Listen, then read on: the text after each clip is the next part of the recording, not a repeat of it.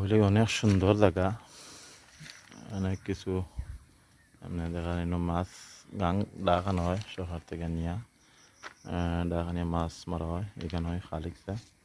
এই যে অনেক